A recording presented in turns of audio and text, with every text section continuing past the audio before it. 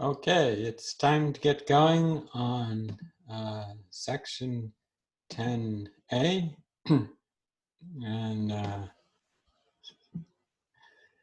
and this is beginning of chapter 10. Chapter 10 here we have 4 parts. 10A is kinematics, just like we did kinematics for the linear case, constant acceleration.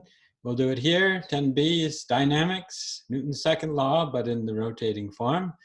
And in 10C, we'll do kinetic energy in the rotating form, and 10D, momentum in the rotating form. So if it sounds like everything we've been doing for a long time, all for rotation, that's exactly what it is. And we'll begin with module 10A.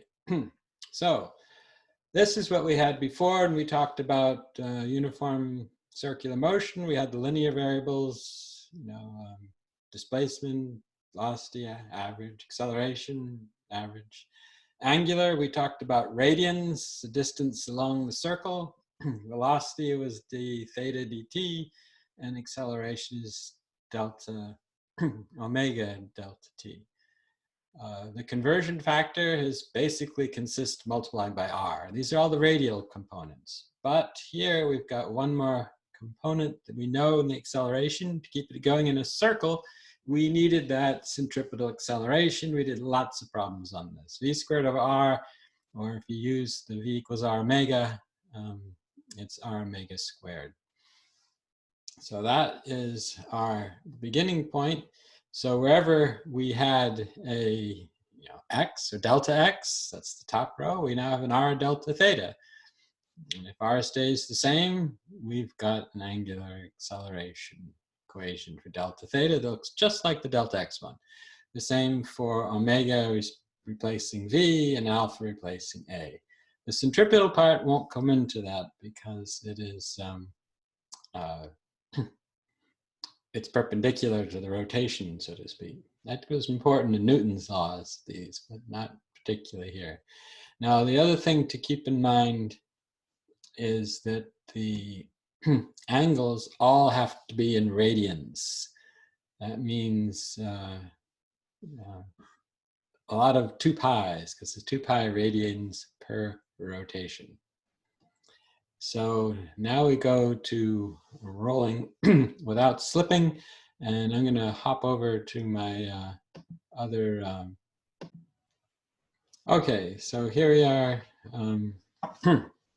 with our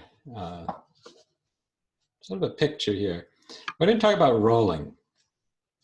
Now, a wheel that's rolling without slipping, we talked about the magnitude of displacement, speed, and acceleration is how far you go, how far the center is going to go here as it moves along, depends on the arc length that you cover on the outside of the wheel, right?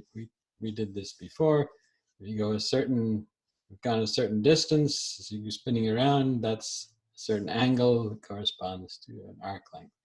And the center is going to go with the velocity of the wheel, and the acceleration is the acceleration of the center. Those are the things that we care about. So the wheel here you can think of as the car, right? So the car's acceleration, vehicle's acceleration, that's the tangential acceleration written.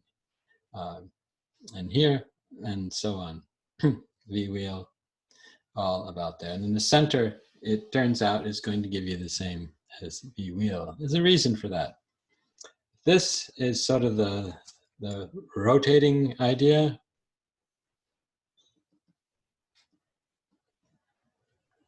Where you have a center mass motion, and then the wheel turns around it. There's another way you can look at this, and I'll be coming back to this a few times. This point right there at the contact point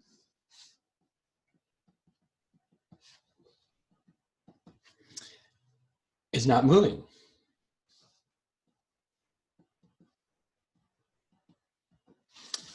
Not the wheel, and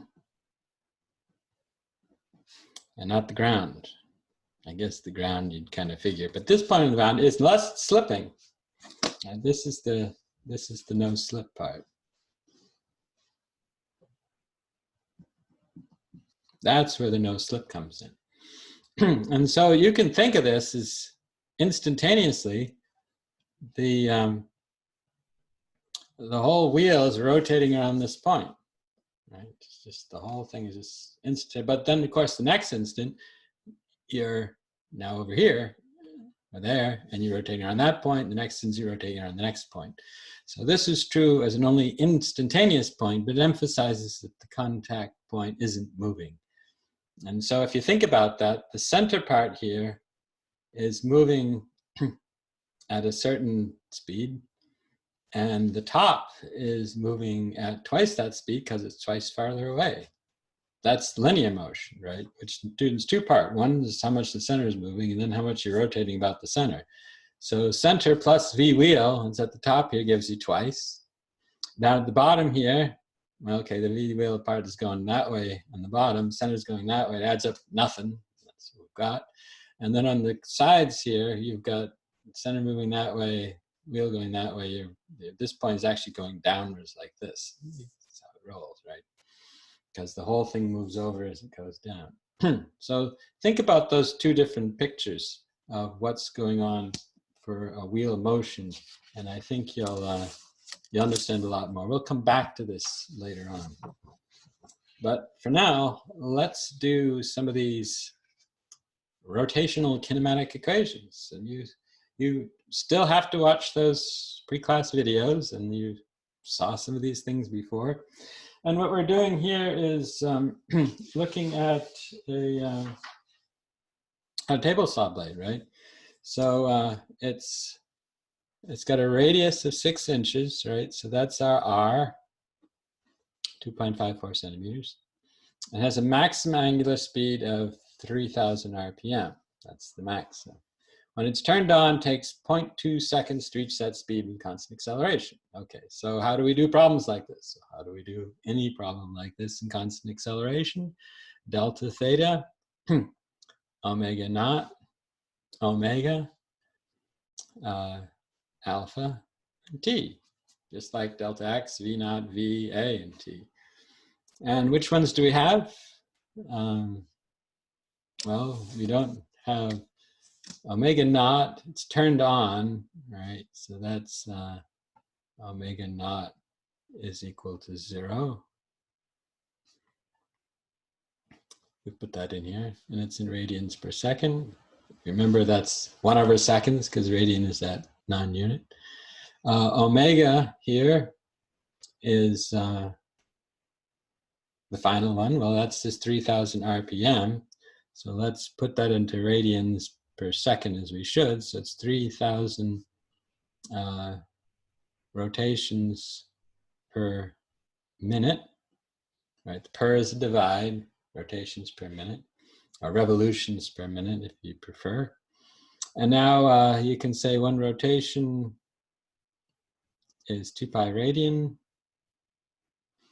and you can write down, okay, we've got to get 1 minute on the top is 60 seconds. And so you're going to get, well, the 2 times 3 is 6. The 60, you get 100 times pi. Let's see, do we get everything right? That's 60, 100 times pi radians per second. Okay. I'm going to leave the pi there now. If you want, you can write 314. Doesn't really matter too much. Angular acceleration is what we want. And t we're given. T is 0.2 seconds. So you go think back now is what is the equation that does not have delta theta? I'm giving you a minute to think about that like I usually do when we're in person. The one that does not have delta theta is, get it? I'll change my color here. Omega is equal to omega naught plus alpha t. Okay, we want to solve for alpha. So alpha is equal to, subtract that from both sides, divide both sides by t. You get omega minus omega naught divided by t. You plug into that. You get the 100 pi radians per second divided by 0.2 seconds. And that's, okay, the 2 makes that 1,000 to 500 pi radians per second squared, right? Because that's 1/2 seconds, another second's on the bottom, that's a second squared. And that's about 3, so it should be around 1,500, a little bit more, and that's got to be that one, right? And so that is our answer for this particular one. Now, we've got a follow-on for this, and here it is. What is the tangential acceleration of the edge of the blade, right? Tangential acceleration is AT. And if you remember that chart that we just looked at a few minutes ago, that's R times alpha. And so we know alpha because we just got it. Right? This was the 1570 radians per second squared. R is this 2.54 centimeters, which if we convert to meters is 0.0254 meters. We have to multiply those two together to get this answer. And so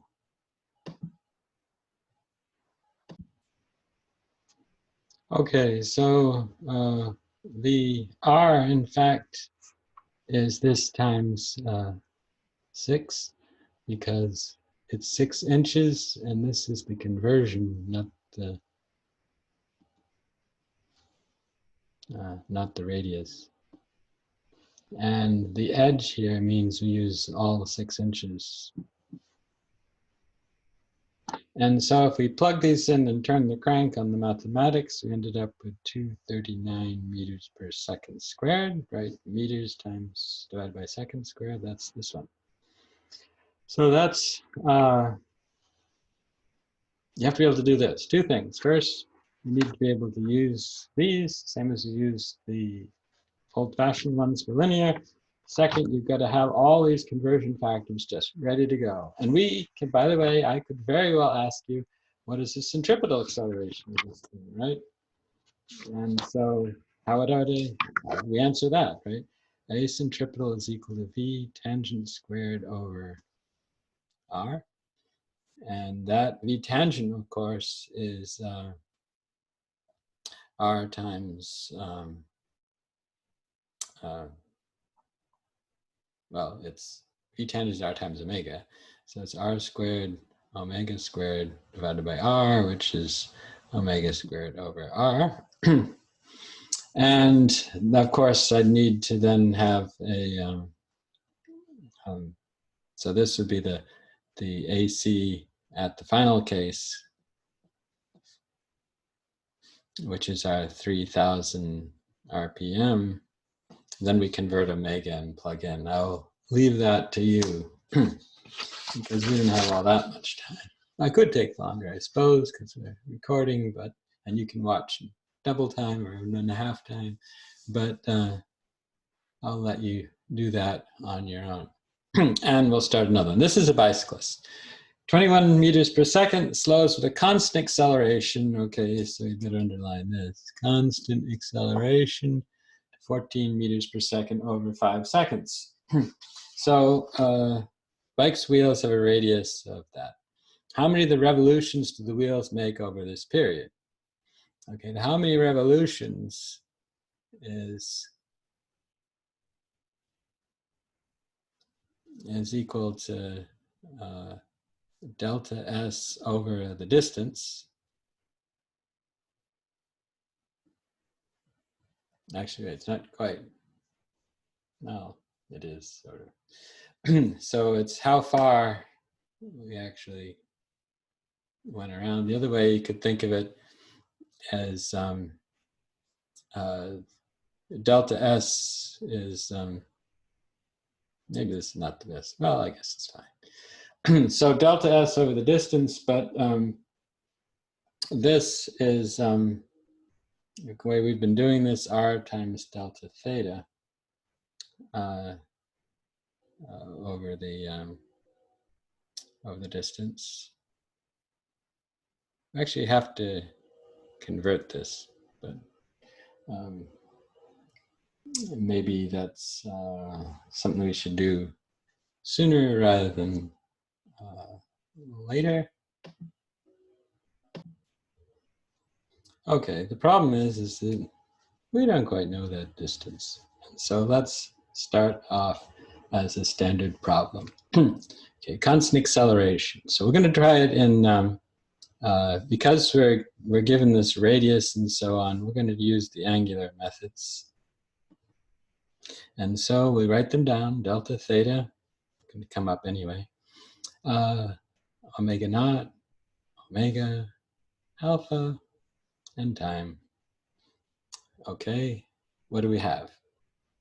Delta theta, this is probably what we want because that's related to the revolutions. Omega naught, well, it's going 21 meters per second, but that's not an omega.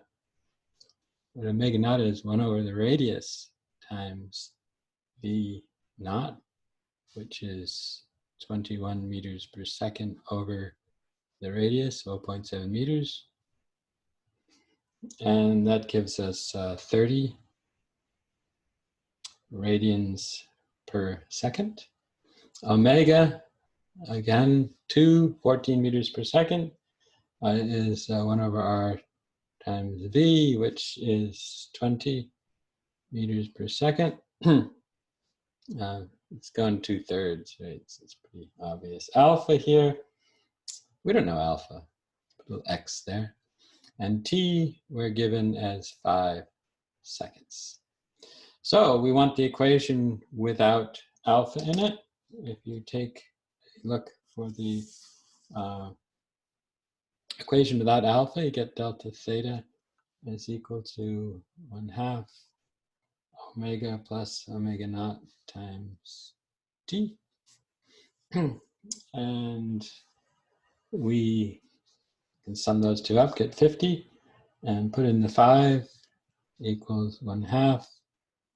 And this is 50 radians per second, 5 seconds, which cancels them out, of course. So you get 250 over 2 is 125